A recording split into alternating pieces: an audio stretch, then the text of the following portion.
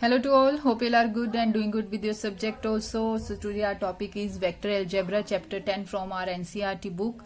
Very interesting and very knowledgeable part. बहुत easy है, बहुत इजी पार्ट है ये. थोड़ी सी बस प्रैक्टिस होती है जो कि हमें कंफर्टेबल फील करवा देती है टॉपिक के साथ. This vector algebra this topic is basically related to science stream. उन्हीं से ज्यादा ये रिलेट करता है क्योंकि वो इसको फिजिक्स में भी ऑलरेडी थोड़ा सा डिस्कस करते हैं. फिजिक्स का पार्ट होता है ये. तो जो साइंस बैकग्राउंड से होते हैं उनके लिए इसकी इंट्रोडक्शन ऑलरेडी वो जानते होते हैं, और कॉमर्स बैकग्राउंड वाले बच्चों के लिए बिल्कुल ही, कॉमर्स बैकग्राउंड से जो स्टूडेंट्स होते हैं उनके लिए एक फ्रेश टॉपिक होता है. तो मुश्किल तो कुछ नहीं होगा, बस उनको वो एक स्टेप आपसे आगे और हम उस एक स्टेप पर पहुंच सकते हैं थोड़े से और एफर्ट्स करके. ठीक है, अब उस थोड़े से एफर्ट्स को हम एक साथ ही करते हैं मिलके.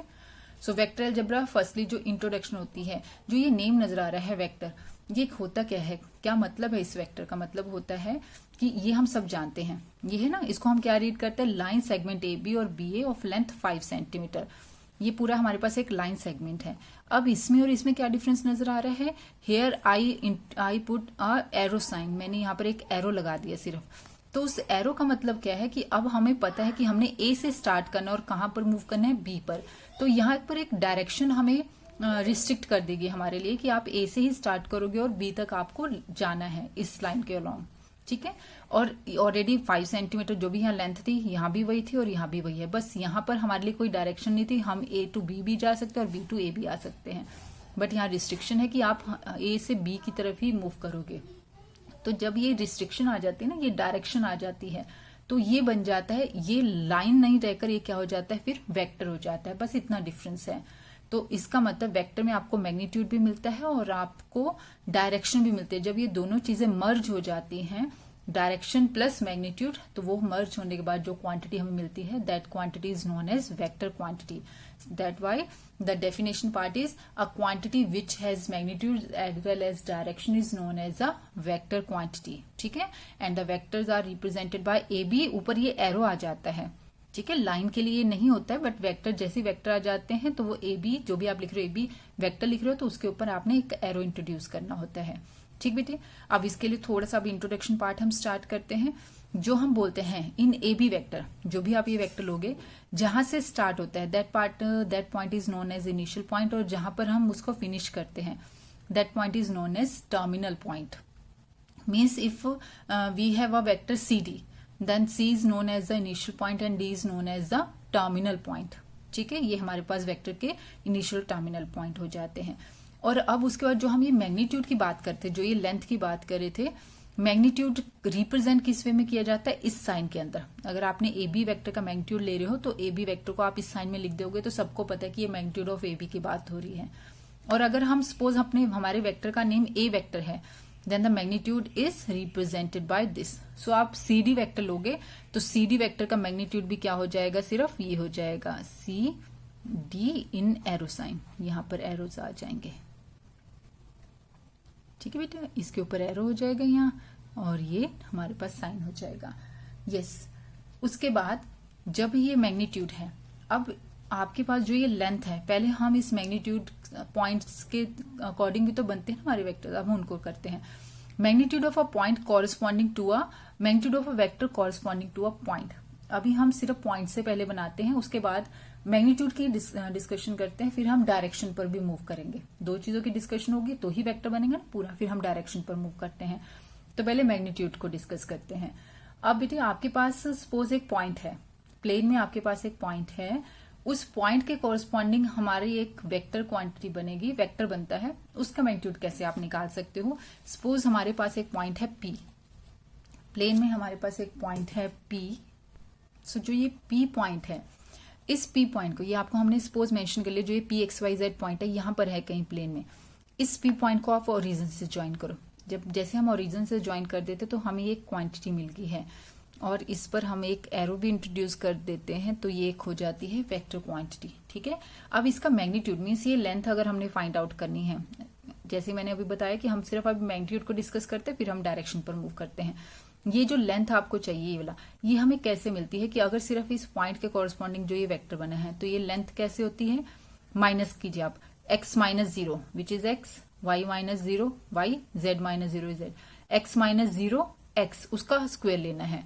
तो वो हो जाएगा x square, y minus zero is y plus y square, z minus zero is z plus z square over the root. So it is the magnitude of this vector. इस वेक्टर का मैग्नीट्यूड आ जाएगा which we have corresponding to a point P. और जो ये वाला vector बनता है मीन्स आप स्पेस में कहीं पर भी आपके पास पॉइंट है, सपोज हमारे पास स्पेस में एक पॉइंट है A विद कोऑर्डिनेट्स 2, -1, 5. इसको जैसे आप ओरिजिन से ज्वाइन कर दोगे तो वो क्या हो जाता है OA वेक्टर. और जो ये वेक्टर बनता है ना जो आप ओरिजिन से ज्वाइन करते हो that is known as a position vector of that point, जो कि P का पोजीशन वेक्टर ऑफ P, इसको पोजीशन वेक्टर बोला जाता है. और इन जनरल इसको P.V से भी रिप्रेजेंट किया जाता है. सो अगर एक पॉइंट दिया होता है तो मैग्नीट्यूड ये आ गया.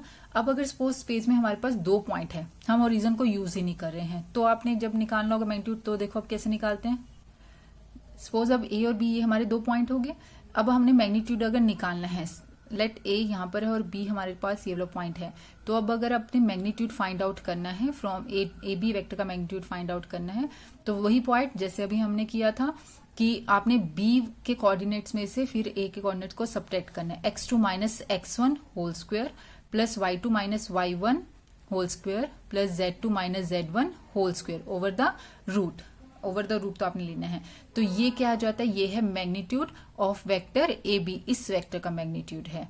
ठीक है. फॉर एग्जाम्पल सपोज हमें ये A और B 2 पॉइंट्स दिए हुए हैं, तो आपको AB का अगर मैग्नीट्यूड फाइंड आउट करना है, सेम वही B माइनस A करेंगे ना, 2 माइनस 1 तो हो गया 2 plus 1 whole square, 0 minus 2 whole square, 6 minus 3 whole square. It is 3 तो 9, it is 2 4, it is again 3 9 and the total magnitude is √24. यहां तक हमें मिल गया. सो अभी हमने मैग्नीट्यूड निकालना सीखा है कॉरस्पॉन्डिंग टू पॉइंट्स. अगर हमें पॉइंट्स दे दे तो हम मैग्नीट्यूड कैसे फाइंड आउट कर सकते हैं उस वेक्टर क्वांटिटी का, अब जिनसे वो दोनों पॉइंट से या सिंगल पॉइंट से. अब इसका मतलब if a vector has magnitude 1 unit, अगर किसी का मैग्नीट्यूड सपोज 1 आता है तो उस वेक्टर को क्या बोलते हैं, यूनिट वेक्टर बोला जाता है. और यूनिट वेक्टर को रिप्रेजेंट करने का वे अलग होता है. वेक्टर इस तरह से रिप्रेजेंट होता है और यूनिट वेक्टर कैप लगा के रिप्रेजेंट होता है. उसको आप ऐसे एरो नहीं लगा सकते, ध्यान रखना. जहां पर भी यूनिट वेक्टर आएगा वहां कैप इंट्रोड्यूस करना है तो पता चल जाता है ये यूनिट वेक्टर है. अब जो भी मैं आपको कह रही थी कि अब हम डायरेक्शंस पर आएंगे. ठीक है. अब बेटे किसी भी चीज की डायरेक्शन के लिए हमें यूनिट्स पता होने चाहिए, किस वे में उसको डिफाइन करें. तो जैसे ये पॉइंट है, अभी आपने देखा, जैसे इस क्वेश्चन में भी आप देखो कि हम कोई भी चीज हम यहाँ एक्सिस के लॉन्ग काम करें, x axis, y axis, z axis. इसका मतलब हमारा जो भी पार्ट्स होंगे वो इन तीनों से ही रिलेटेड होंगे. तो अब इन तीनों से रिलेटेड टर्म्स भी चाहिए, तभी किसी भी चीज की डायरेक्शन आप मेंशन कर पाओगे. तो वो जो टर्म्स हैं वो क्या होते हैं कि यूनिट वेक्टर आपको फाइंड आउट करने हैं. यूनिट वेक्टर्स यूज होते हैं. एक्स एक्सिस के लॉन्ग जो यूनिट वेक्टर होता है उसको रिप्रेजेंट करते हैं आई कैप से. वाई एक्सिस के जो होता है लॉन्ग वो जे कैप होता है और जेड एक्सिस के लॉन्ग होता है के cap.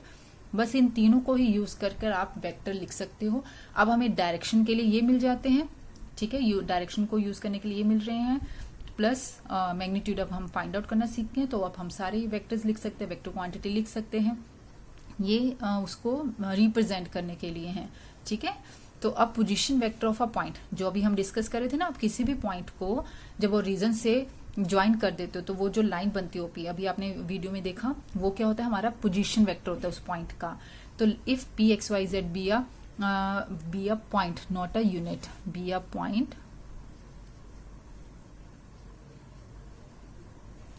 Then the corresponding position vector, इसके कॉरस्पॉन्डिंग अब जो पोजीशन वेक्टर बनेगा बहुत इजी है. एक्स कोऑर्डिनेट के साथ आई कैप, तो ये होगा x i cap plus y j cap plus z k cap. So simple, बस यहां से बन जाएगा आपका वेक्टर. सो कॉरस्पॉन्डिंग वेक्टर हो गया x i cap plus y j cap plus z k cap. ये ओपी वेक्टर है.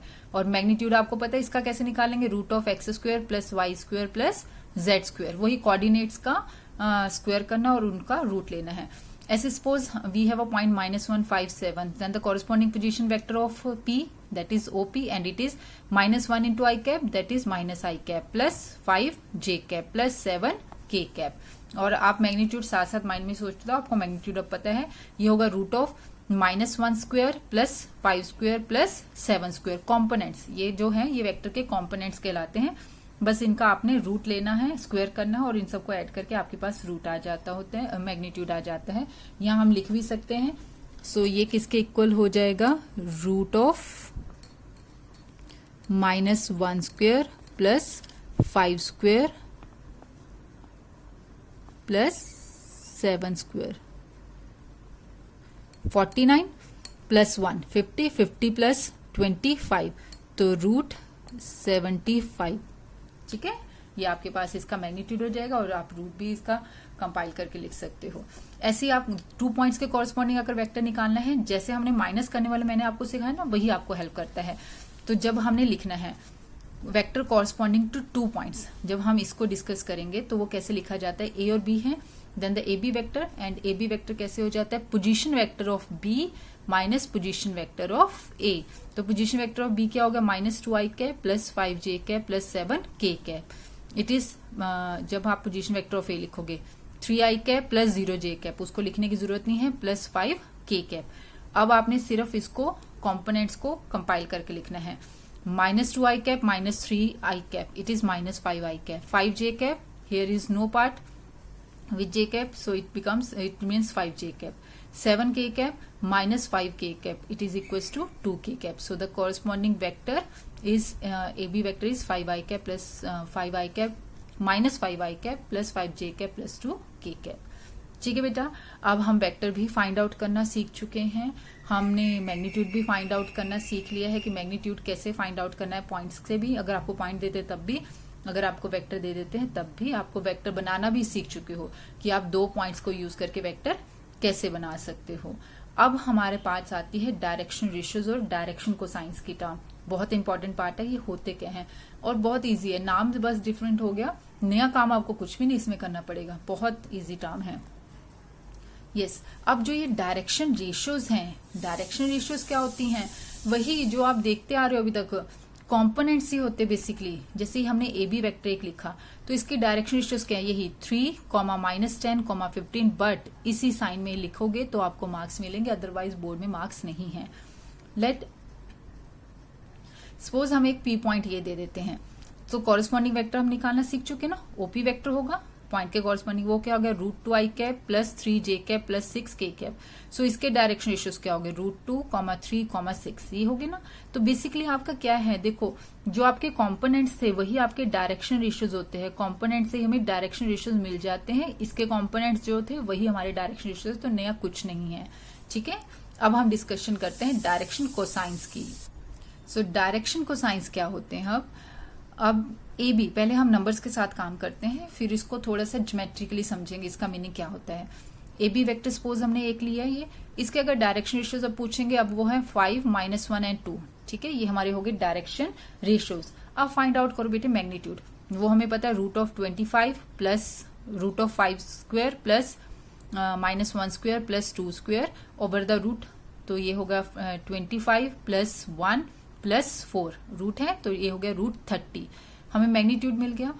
Divide each direction ratio with the magnitude of the vector, so वो कितना होगा 5/√30, -1/√30, 2/√30।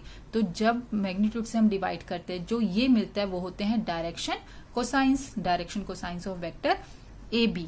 ठीक है, ऐसे सपोज हमारे पास एक है ये सी डी वेक्टर, चलो अब इसके डायरेक्शन रेशियोज पहले निकालिए, 1, -√3 एंड 2, ये हो गए डायरेक्शन रेशियोज।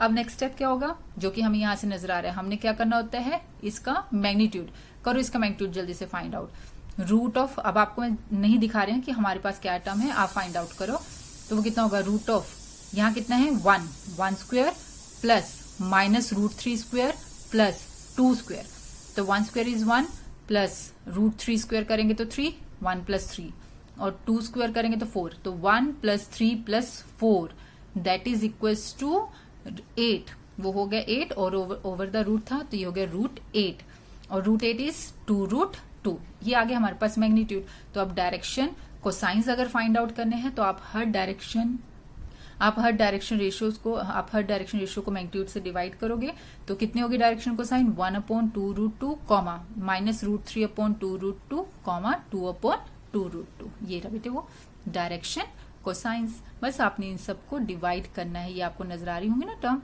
ये हमने डिवाइड करके लिख दी। ठीक है, बस आप इसको बस मैक्सिमम 2 और 2 कैंसिल करके लास्ट आंसर अपना ये दे सकते हो। आई होप अब डायरेक्शन रेशियोज और डायरेक्शन कोसाइंस नंबर्स के साथ डील करना आपको समझ में आ गया कैसे है। अभी मैंने बोला था कि अब हम इसका थोड़ा सा ज्योमेट्रिकल मीनिंग समझेंगे ना, तो चलो अब वो ज्योमेट्रिकल मीनिंग समझते हैं। डायरेक्शन कोसाइंस बेसिकली क्या होते हैं, ये हमने एक्स वाई जेड प्लेन हमने बना लिया, ये हमारे पास एक वेक्टर है, ओपी वेक्टर है, ठीक है, ओपी वेक्टर है ये हमारा एक, ठीक। अब ये वेक्टर तीनों एक्सिस के साथ एंटी क्लॉकवाइज डायरेक्शन में उनकी पॉजिटिव डायरेक्शन, पॉजिटिव पार्ट लेना, उसके साथ एंटी क्लॉकवाइज डायरेक्शन लेनी है जो एंगल बनाता है। सपोज ये वाला वेक्टर एक्स एक्सिस की पॉजिटिव डायरेक्शन के साथ अल्फा एंगल बना रहा है, वाई एक्सिस की पॉजिटिव डायरेक्शन के साथ एंटी क्लॉकवाइज फॉर्म में बीटा एंगल बना रहा है, और जेड एक्सिस के साथ एंटी क्लॉकवाइज ये बनाता है गामा एंगल। याद रखना बेटा एंटी क्लॉकवाइज, अदरवाइज आप ऐसे भी तो ज्वाइन कर सकते हैं ना, बट वो क्या हो जाती है क्लॉकवाइज डायरेक्शन। हमने क्या लेना है, एंटी क्लॉकवाइज डायरेक्शन। तो एंटी क्लॉकवाइज डायरेक्शन में ये हमारे अल्फा बीटा गामा, जब आप इन एंगल्स के साथ कॉस ले लेते हो, means cos alpha cos beta cos gamma, जो ये हम ले लेते हैं cos alpha cos beta cos gamma, ये हो जाते हैं direction cosines by using angles की फॉर्म में जब हम इसको लिखते हैं, क्योंकि कॉस को यूज कर सकते हैं इसीलिए हम इसको डायरेक्शन कोसाइन बोलते हैं, ठीक है। ये एंगल्स की फॉर्म में हमारे पास है, और ये हमेशा एक रिलेशन, डायरेक्शन कोसाइंस हमेशा एक रिलेशन भी सेटिस्फाई करवाते हैं। वो रिलेशन क्या होता है, cos square alpha plus cos square beta plus cos square gamma always equals to 1 होता है, हमेशा ये 1 होता है। अगर आप डायरेक्शन कोसाइंस को इन जनरली डायरेक्शन कोसाइंस को एल एम और एन से रिप्रेजेंट किया जाता है, और डायरेक्शन रेशियोज को ए बी और सी से रिप्रेजेंट किया जाता है। तो इसका मतलब इस कंडीशन, इस आइडेंटिटी के कॉरस्पॉन्डिंग हमें क्या मिला, l square plus m square plus n square equals to 1, ठीक है। A B c direction ratios के लिए यूज होते हैं, l m n direction cosines के लिए यूज होते हैं, ठीक है। अब हम करते हैं एक दो क्वेश्चन करते हैं एंगल को यूज करके निकालने के लिए, क्योंकि हमने नंबर्स के साथ तो ये कर लिया, अब एंगल्स के साथ ये करते हैं। और ये बेटा हमेशा 1, चाहे आप ये हमने डायरेक्शन को साइंस निकाले थे ना, आप यहाँ भी अप्लाई करके देखो तो इनका सम हमेशा 1 आएगा। देखो ये कितना, इसका स्क्वायर करोगे तो ये होगा 1/8 प्लस 3/8 प्लस 1/2। तो आप एलसीएम लोगे तो ये हो जाएगा 1 + 3 + 4/8, 8/8 विच इज 1, ठीक है। ये हमेशा आते हैं, हमेशा आप कभी भी इसको सेटिस्फाई करके देख लेना। चलो अब देखते हैं हम क्वेश्चन एंगल्स के साथ। Yes, it is. Suppose our question is, if a vector makes angle 90 degree, 135 degree with x and y axis respectively, find the acute angle between the vector and the z axis. तो अब हमें दो axis के साथ angle दे दिया है, x axis का 90 degree है और y एक्सिस के साथ 135 डिग्री है, और हमने एक्यूट एंगल, ठीक है, means below 90 degree, acute angle find out करना है जो कि वेक्टर z एक्सिस के साथ बनाएगा। अब जब हम ले लेते हैं कि वो x एक्सिस के साथ अगर अल्फा बीटा और गामा बनाता है, x एक्सिस के साथ अल्फा, y एक्सिस का बीटा, z एक्सिस के साथ gamma, means cos alpha equals to cos 90, cos beta equals to cos 135 and cos gamma equals to cos theta. ये हमने थीटा लिया, ये होते हैं जनरल, ये हमें दिए हुए थे और हमने मान लिया कि वो z एक्सिस के साथ थीटा एंगल बना रहा है। अब हमारा ये रिलेशन हमेशा सेटिस्फाई होता है, it means cos square 90 degree plus cos square 135 degree plus cos square theta equals to 1। cos 90 is 0। अब cos 135 can be written as 180 minus 45, और जो ये स्क्वायर था एज इट इज में है, cos square theta as it is में। बस अब 180 माइनस 45 किसके इक्वल होता है, सेकेंड क्वाड्रेंट है ना ये, and in the second quadrant cos is negative और रिमेनिंग एंगल कितना रहेगा 45, क्योंकि 180 पर चेंजेस नहीं आते। ये square same plus cos square theta equals to 1। अब cos 45 कितना होगा 1/√2 माइनस 1/√2 होल स्क्वायर, ये पार्ट से it becomes 1/2 plus cos square theta equals to 1। अब ये 1/2 दूसरी तरफ ले आओगे तो cos square theta equals to 1/2, root लेंगे तो cos theta equals to plus minus 1/√2 होना चाहिए था ना, बट उन्होंने हमें एक्यूट एंगल बोला है इसलिए हमने सिर्फ पॉजिटिव को ही लिया है। और 1/√2 किस एंगल पर होता है, cos 45 पर, मीन्स थीटा की वैल्यू कितनी होगी 45 डिग्री। सो ये वेक्टर जो है ये z एक्सिस के साथ क्या एंगल बना रहा है 45 डिग्री। तो आपको ऐसे एंगल्स की फॉर्म में भी वो पूछ सकते हैं, ठीक है। समझ में आए रिलेशन का यूज कितना है हमारे पास। चलो अब एक और क्वेश्चन ऐसे ही देखते हैं डायरेक्शन कोसाइन से रिलेटेड। देखिए बेटा ये क्वेश्चन वैसे आपकी एक्सरसाइज का 10.2 एक्सरसाइज का ये 14th क्वेश्चन है, अगर आप बुक में से देखोगे एनसीईआरटी में से। Show that the vector i cap plus J cap k plus के cap is equally incline to the axis O X O Y and O Z. Incline का मीनिंग क्या होता है? जो एंगल हम बनाते हैं। अगर हम कहते हैं कि हमारा वेक्टर एक्स एक्सिस के साथ 45 डिग्री पर इंक्लाइंड है, इंक्लाइंड मतलब 45 डिग्री के साथ एक्स एक्सिस के साथ 45 डिग्री एंगल बना रहा है। अब वो इक्वली इंक्लाइंड का मतलब क्या है कि तीनों एक्सिस के साथ सेम एंगल पर है वो, ये हमने प्रूव करना है। इसका मतलब कॉस अल्फा, कॉस बीटा और कॉस गामा तीनों सेम होने चाहिए, ये हमारा क्वेश्चन है। सबसे पहले तो हमने देखे, अच्छा एक चीज और बताइए, जो कॉस अल्फा, कॉस बीटा और कॉस गामा होता है वो बेसिकली क्या होता है? Direction cosines. और डायरेक्शन कोसाइंस तो हमें निकालने आते हैं कि डायरेक्शन कोसाइंस आते हैं जब हम डायरेक्शन रेशियोज को मैग्नीट्यूड से डिवाइड कर देते हैं। तो बस आपने यही देखना कि अगर वो तीनों डायरेक्शन कोसाइंस की टर्म सेम आ रही है तो इसका मतलब कॉस अल्फा, कॉस बीटा और कॉस गामा भी सेम है। चलो देखो अब क्वेश्चन के साथ साथ करते हैं।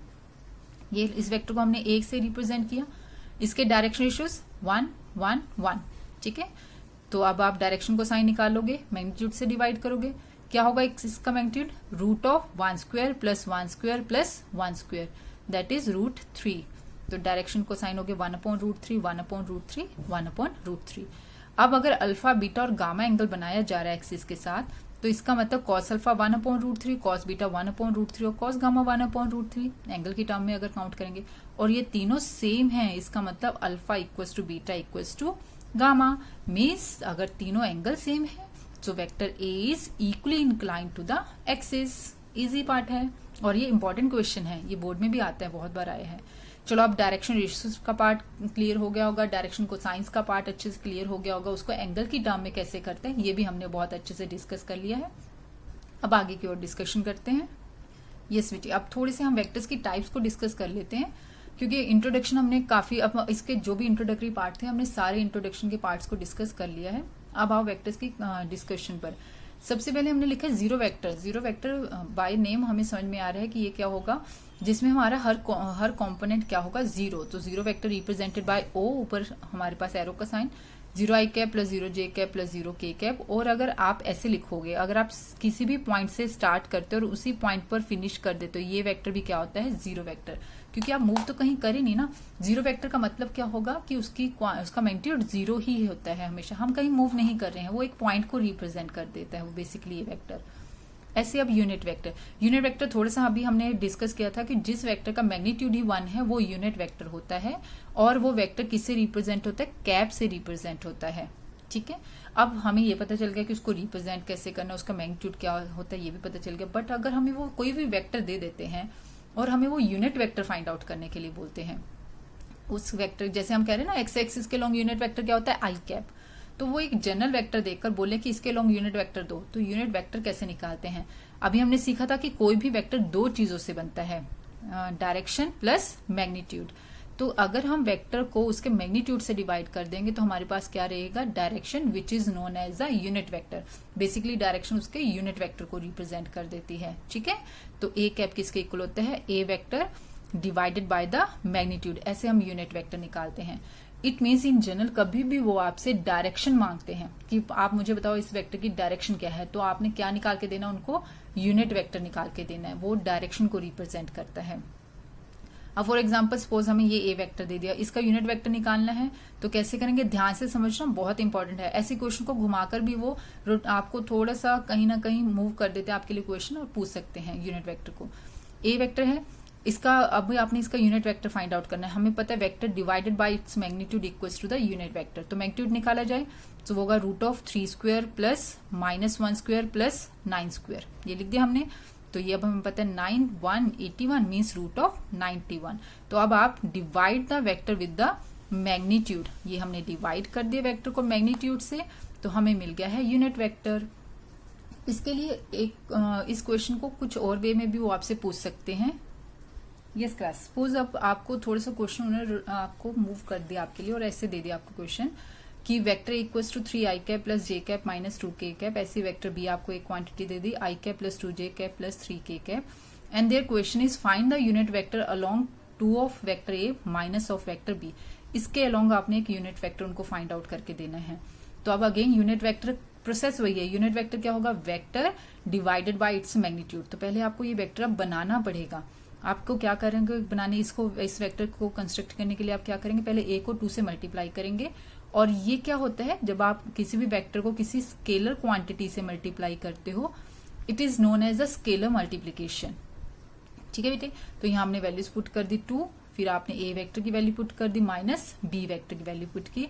ओपन करो, हर एक टर्म को 2 से मल्टीप्लाई किया और यहाँ माइनस करके साइन चेंज, और ये अब आपको मिल जाएगा after calculation i component i के साथ, j के साथ और k टर्म k के साथ।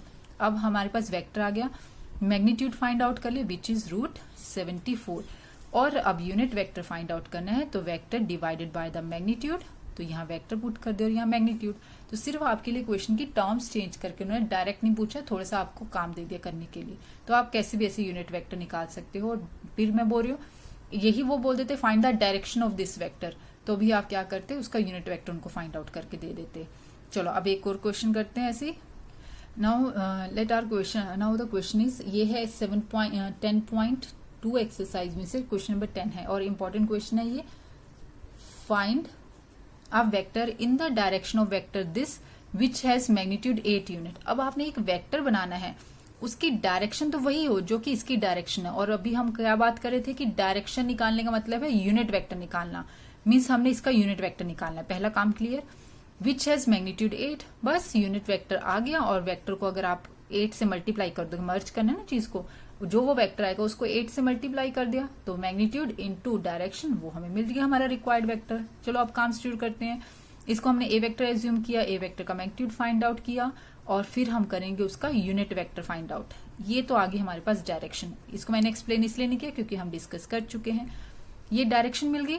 हम मान लेते हैं जो हमारा वेक्टर उसको हम बी नेम से रिप्रेजेंट करते हैं, तो इसका मतलब जो वो बी वेक्टर है उसकी डायरेक्शन तो ये होगी, बट उसका मैग्नीट्यूड क्या है 8। तो वो बी वेक्टर कैसा होगा भाई, वो ऐसा होगा 8 इंटू ए कैप। तो 8 इंटू जो आपने ये डायरेक्शन निकाली है वो, बस इसको हमने लिख दिया 8 अपॉन √14 बाहर और ये वेक्टर। ठीक है, तो ऐसे कुछ भी होगा, ध्यान से समझिएगा क्वेश्चन को। चलो अब एक छोटी सी टर्म है इसलिए इसको ज्यादा एक्सप्लेन नहीं किया हमने।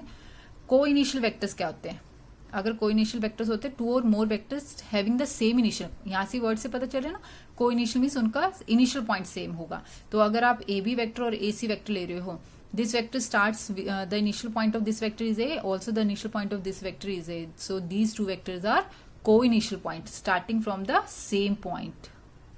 नेक्स्ट इज कोलिनियर वेक्टर, बहुत इंपॉर्टेंट है ये। 2 or more vectors said to be collinear vector if they are parallel to same line irrespective of the magnitude and the direction। Means वो पैरेलल होने चाहिए, उनका मैग्नीट्यूड क्या रहता है या उनकी डायरेक्शन कैसे होती है, एक इस डायरेक्शन में मूव कर रहा है और दूसरा उस डायरेक्शन में मूव कर रहा है, हमें उससे कोई कंसर्न नहीं, उनको हम बोलते हैं कोलिनियर वेक्टर। अब इसका मैं क्वेश्चन डिस्कस करने से पहले ये 2 छोटी छोटी टर्म्स थी तो इनको पहले यही लिख दिया हमने।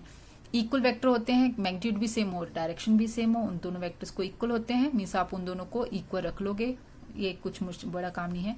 और ऐसे नेगेटिव ऑफ अ वेक्टर क्या होता है, किसी भी वेक्टर को माइनस से मल्टीप्लाई कर देते तो वो बन जाता है उसका नेगेटिव, किसी भी चीज को नेगेटिव से मल्टीप्लाई कर दो। अब आओ इसके क्वेश्चन को हम डिस्कस करते हैं। यस बेटे, अब आपको ये क्वेश्चन नजर आ रहा है और ये हमारी 10.2 एक्सरसाइज का 11th क्वेश्चन है। Show that the vector this and this are collinear vectors. अभी तो हमने कोलिनियर सीखा था कि उनका मैग्नीट्यूड डायरेक्शन कुछ फर्क नहीं पड़ता है, बट वो पैरेलल होनी चाहिए किसी भी एक लाइन के। अब यहाँ पर अगर सपोज हमें ये 2 वेक्टर दे देते हैं और वो कहते हैं कि ये वेक्टर्स कोलिनियर है, आपने ये शो करना है। इसके लिए ना एक कंडीशन देखो जो मैंने यहाँ लिखी है, if A and B are collinear vector, जब भी कोई 2 वेक्टर कोलिनियर होते हैं then the vector B equals to lambda times of vector A होता है। मीन जरूरी नहीं यहाँ पर A equals to lambda times of B भी हो सकता है, ये हमेशा इस रिलेशन को सेटिस्फाई करवाएंगे। And lambda is a non zero scalar quantity, वो पॉजिटिव भी हो सकते हैं, नेगेटिव भी हो सकते हैं, फ्रैक्शन में भी हो सकते हैं, रूट में भी हो सकते हैं, कुछ भी होगा बट नॉन जीरो होगा। तो यहाँ पर ये ए वेक्टर है, ये बी वेक्टर है। अब हमें यहाँ से नजर आ रहा है, हम यहाँ से -2 हमने कॉमन ले लिया, तो यहाँ पर आपके पास रह जाएगा 2 of I cap -3 J cap plus 4 के कैप। ये सेम वेक्टर ए है ना हमारा, तो इसके प्लेस पर ए वेक्टर पुट कर दिया हमने। Means vector B equals to -2 of vector a. It means इस वाली कंडीशन को हमने सेटिस्फाई करवा दिया, तो ए एंड बी क्या है, कोलिनियर वेक्टर है। ठीक है, हमेशा कुछ ना कुछ कॉमन आ रहा होगा। और अगर 1% आपको कुछ डाउट होता है तो आप एक और वे भी है इसको करने का, अगर ऐसे आपको नहीं समझ में आ रहा होता ना, अगर नहीं विजिबल हो रहा, तो दूसरा वे ये है कि आप कोई भी 2 वेक्टर को कोलिनियर कब शो करते हो, जब कॉरेस्पॉन्डिंग आई कॉम्पोनेंट आई से डिवाइड करो, जे से, और के कॉम्पोनेंट को के से आप डिवाइड करो। और अगर ये रेशियो सेम आ जाते तब भी हम कहते कि वेक्टर कोलिनियर है। देखो हमने यहाँ डिवाइड करके लिखा 2 divided by -4, 3 divided by 6, 4 divided by -8। It gives us -1/2, from here we have -1/2, from here we have -1/2, तीनों सेम है। इसका मतलब ये ए और बी क्या है, कोलिनियर वेक्टर। और जो ये आपको डिवीजन नजर आ रही है ना, वो यहाँ पर भी हमें मिलती है। देखो वो कैसे मिलती है, वो ये रहा। अब आपके पास हो जाएगा -1/2 equals to a vector divided by b vector, first divided by second, -1/2 आ रहे ना, तो वो यहाँ से भी हमें मिल जाता है, जो रेशियो यहाँ नजर आ रही है। ठीक है, कोलिनियर का मीनिंग अब समझ में आया। चलो अब आगे मूव करते हैं। अब स्पीड से एक बार जल्दी जल्दी डिस्कस कर लेते हैं। अब हम ऑलमोस्ट सब कुछ सीख चुके हैं। मैग्नीट्यूड फाइंड आउट करना है, आप जानते हो, इसकी बात खत्म। Right 2 different vector having same magnitude, 2 different vector लिखो जिनका मैग्नीट्यूड सेम हो। तो आप कुछ भी वेक्टर ले लो, कुछ भी। ए वेक्टर ले लो 2i कैप प्लस जे कैप प्लस के कैप, कुछ भी ले लेना बेटा। और बी वेक्टर ले लो, आप इसके कॉम्पोनेंट्स को बस आगे पीछे कर दो। आपने जो ये लिखा है 2i कैप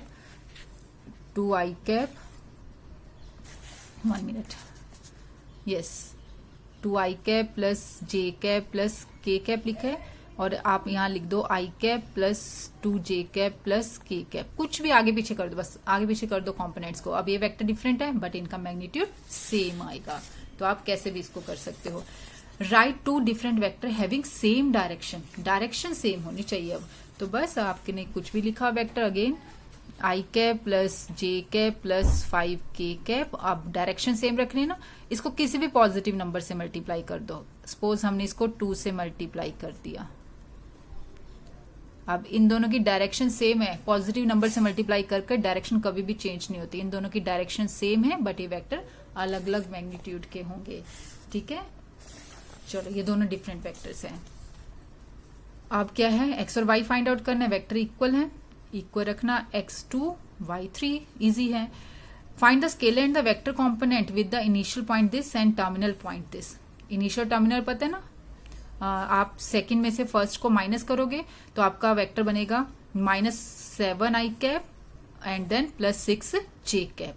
तो -7 और 6 स्केलर कंपोनेंट कहलाते हैं, but -7i cap comma 6j cap vector component कहलाते हैं। मतलब i कैप j कैप के साथ वेक्टर कंपोनेंट, अदरवाइज वो स्केलर होते हैं। ठीक है, अब सम आप फाइंड आउट कर सकते हो, डायरेक्शन यूनिट वेक्टर भी आप फाइंड आउट कर सकते हो, ये भी आप कर लोगे, ये यूनिट वेक्टर भी निकाल लोगे, ये हम कर चुके ऑलरेडी। ऐसा कोलिनियर को भी डिस्कस कर चुके, डायरेक्शन को साइंस कर चुके हैं, ये भी हो गया, ये मैं आपको करवा चुकी हूँ ऑलरेडी। अब आ गया 15th क्वेश्चन, ये है find the position vector of a point R which divides the line joining 2 points P and Q with position vector this and this in the ratio 2:1 internally and externally. वो वाला अब निकालना हमने vector जो इन दोनों को ज्वाइन करने वाली लाइन को इंटरनली और एक्सटर्नली 2:1 में डिवाइड करा है, मीन्स सेक्शन फॉर्मूला। और सेक्शन फॉर्मूला ये रहा, और इसको अप्लाई करने के लिए बस छोटा सा काम करना, आपने कुछ नहीं है, मुश्किल काम है। ए और बी मैंने इसको ना वेक्टर्स के फॉर्म में आपको ज्यादा नहीं दिखाया, सिंपल सी टर्म में समझ लो। यहाँ ए वेक्टर है, यहाँ बी वेक्टर है, m/n में डिवाइड हो रहा है सपोज, तो आपके सेकेंड रेशियो फर्स्ट पॉइंट से मल्टीप्लाई होती है और फर्स्ट रेशियो सेकेंड पॉइंट से।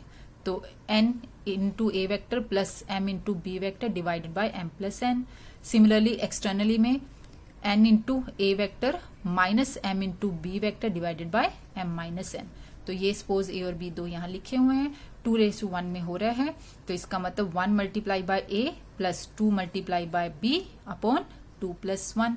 तो इससे आपको मिल जाएगा आपका वेक्टर इंटरनली। सो एक्सटर्नली होगा तो बस माइनस कर लेना आपने, ठीक है। तो ये हो जाएगा 1 multiply by this minus 2 multiply by this upon 2-1। वो आपने खुद करना है, उसको ट्राई कर लेना। और ऐसी बेटी जो ये 16th क्वेश्चन है, find the position vector of the mid point of the vector this and this.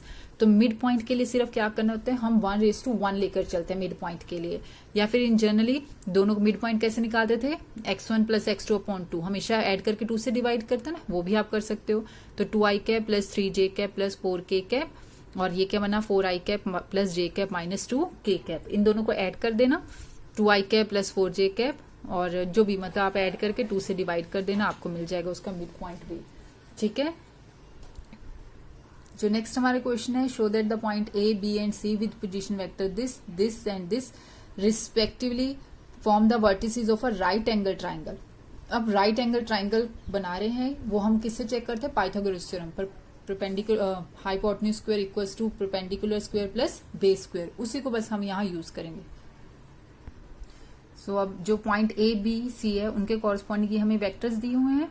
सबसे पहले तो आप ए बी साइड निकालिए, ट्राइंगल की तीनों sides A B C and C है। तो ए बी साइड कैसे आएगा, position vector of B minus position vector of A. B की वैल्यू पुट की आपने, ए के पोजीशन वेक्टर की वैल्यू, उनको माइनस किया। सिमिलरली ऐसे बी सी वेक्टर और सी ए वेक्टर आप फाइंड आउट करोगे। तीनों वेक्टर्स मिल गए, अब हमें तीनों साइड्स मिल गई हैं ट्राइंगल की। अब आप फाइंड आउट करो इनका मैग्नीट्यूड, क्योंकि हमें तो लेंथ चाहिए ना, hypotenuse square plus perpendicular square plus base square. तो लेंथ के लिए हमने इन तीनों के मैग्नीट्यूड फाइंड आउट किए और अब इनका स्क्वायर करके चेक करो। हमने जब स्क्वायर किया तो हमें मिला इसका magnitude 40 root of 41 is 41 plus 6 और यहाँ से हो गया प्लस 35 और ये हमारा इक्वल आ रहे हैं। दैट मीन्स इसमें पाइथागोरस थ्योरम सेटिस्फाई हो रही है, मीन्स ये राइट एंगल ट्राइंगल है। तो अब बेटे बाकी के क्वेश्चंस आप ट्राई करके, कोई डाउट हो तो पूछना। जब तक आप क्वेश्चन करो, बहुत छोटी छोटी टर्म्स हैं, इनको ट्राई तो आप करोगे तो ही सीख पाओगे, और अगर नहीं ट्राई करोगे ना तो नेक्स्ट एक्सरसाइजेज और मुश्किल लगेंगी फिर आपको। अब कुछ आपके पास ये क्वेश्चन है मिसलेनियस एक्सरसाइज के, इनको आप ट्राई करना क्योंकि वो ऐसे ही हैं जैसे हमने जो टर्म्स डिस्कस किए हैं, ऐसे यही क्वेश्चंस हैं। इनको ट्राई करना, कोई डाउट हो तो फिर मेरे से डिस्कस करना। Till then practice, take care, bye.